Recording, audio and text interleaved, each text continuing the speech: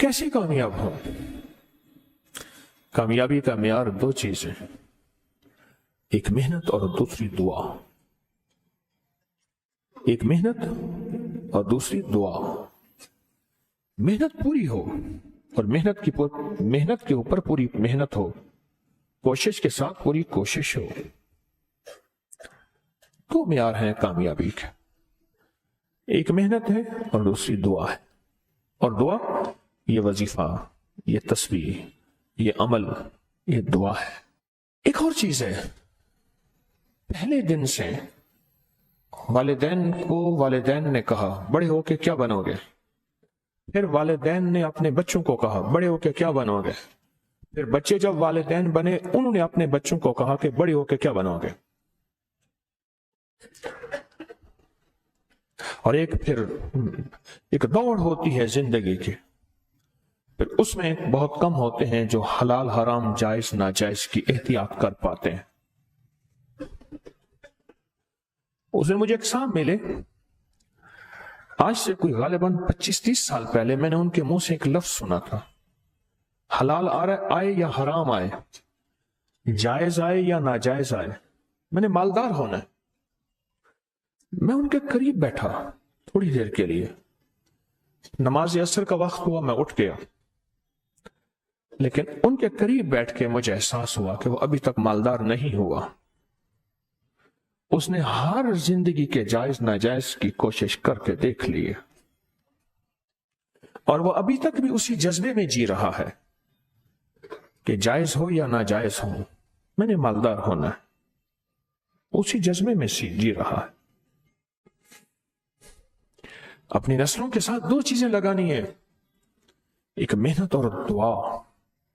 और पहले दिन से अपनी नस्लों को दुआओं पे लगाना है, मांगने पे लगाना है, अल्लाह से लेने पे लगाना है।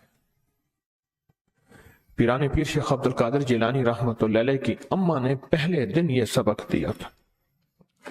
बच्चा जब मकतब में जाने के काबिल हुआ तो आगे खाना मांगा। पहले दिन अम्मा खाना का, बेटा अल्लाह से मांगो, 2 नफिल पढ़ो हाजत के, दुआ मांगो कि अल्लाह मुझे खाना खिला दे, अल्लाह मुझे पानी पिला दे, अल्लाह मेरा पेट भर दे, अल्लाह मेरा पेट भर दे। और ये सहाबा का सबक है, ये अहलुल बैत का सबक है। बड़ी बड़ी हस्तियां अहलुल बैत की, उनकी जिंदगी में यह सबक है कि आले रसूल ने अपनी नस्लों को अल्लाह के खजानों से पलने का सबक दिया। अपनी नस्लों को अल्लाह के खजानों से पलने का सबक दिया अहलुल बैत ने।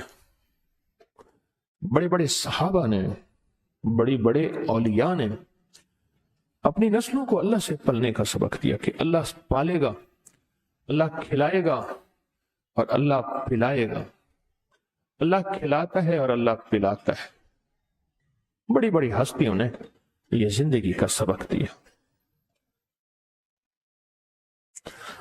अब बच्चा आता था, अम्मा ताक में खाना रख देती थी, आके अल्लाह से मांगता था, नफिल पढ़ता, दुआ मांगता। अम्मा कहती अल्लाह ने खिलाया है और खिलाता भी अम्मा। अम्मा भी तो झूठी नहीं थी, अम्मा भी तो सच्ची थी कि अल्लाह ही खिलाता है। एक दफा अम्मा कहीं गई, खाना रखना भूल गई और बच्चे के मकतब से वापस का वक्त आया। अम्मा एकदम परेशान कि हाय आज मेरे बेटे का यकीन टूट जाएगा, आज मेरे बेटे का यकीन टूट जाएगा। अम्मा तो कहती अल्लाह खिलाता है, अम्मा तो कहती अल्लाह पिलाता है, आज मेरे अल्लाह ने मुझे खिलाया पिलाया नहीं है। अम्मा भागी भागी आई तो बच्चा कहने लगा मां आज तो बड़ा लजीज खाना था, बड़ा पुरलुत्फ खाना था। अम्मा ने कहा कैसे, कहां से मिला?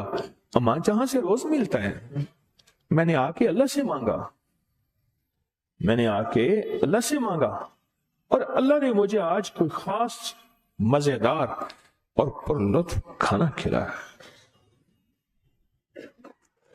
नस्लों की तरबियत यह होती है, नस्लों को दो चीजें देनी है, मेहनत भी देनी है और दुआ भी देनी है। याद रखना, अगर मेहनत दी और दुआ ना दी, اللہ اس کے حبیب کا قرب نہ دیا، محمد آل محمد اصحاب محمد کا قرب نہ دیا، تو اس کا نقصان کیا ہوگا؟ وہ نسلیں خود ماں باپ کی پہچان چھوڑ جائیں گے، ماں باپ کی پہچان چھوڑ جائیں گے۔ پھر ماں باپ شکوہ کریں گے، اتنی تعلیم پہ خرچ، اتنی اولاد پہ خرچ، اور اولاد نے ہمیں پہچاننا چھوڑ دیا، گھر سے نکال دیا۔ کئی میرے پاس کیس آتے ہیں، یا پوچھتے نہیں، ان کے اندر احساس ہی نہیں ہے، ایسے دیکھ کے اپنی زندگی کی موج اور مستیوں میں چلے جاتے ہیں۔ اگر دعا کی محنت کا یقین ہوگا کہ دعا سے بھی کام بنتا ہے، اور جو جیل میں چلا جاتا ہے، اب ایک لفظ کہنے لگا ہوں، ذرا غور سے سنیے گا، جو جیل میں چلا جاتا ہے اور ساری سفارشیں اور سارے وکیل اور سارا نظام بے بس ہو جاتا ہے، تو پھر وہ کہتا ہے دعا سے بھی کام بنے گا۔ وہ یہ لفظ نہیں کہتا، وہ کہتا ہے دعا سے ہی کام بنے گا، اور دعا ہی سے کام بنے گا۔ وہ جو جیل میں، وہ جو ہسپتال میں، وہ جو کچہریوں اور عدالتوں میں ہوتا ہے، کیونکہ سب سے زیادہ تسبیحاں، وظیفے، تہجد، دعائیں، اعمال، سجدے، رونا، اشراق، چاشت، اوابین، صلاۃ الحاجت، تلاوت، سب سے زیادہ جیل میں، ہسپتالوں، کچہریوں میں ہوتی ہے۔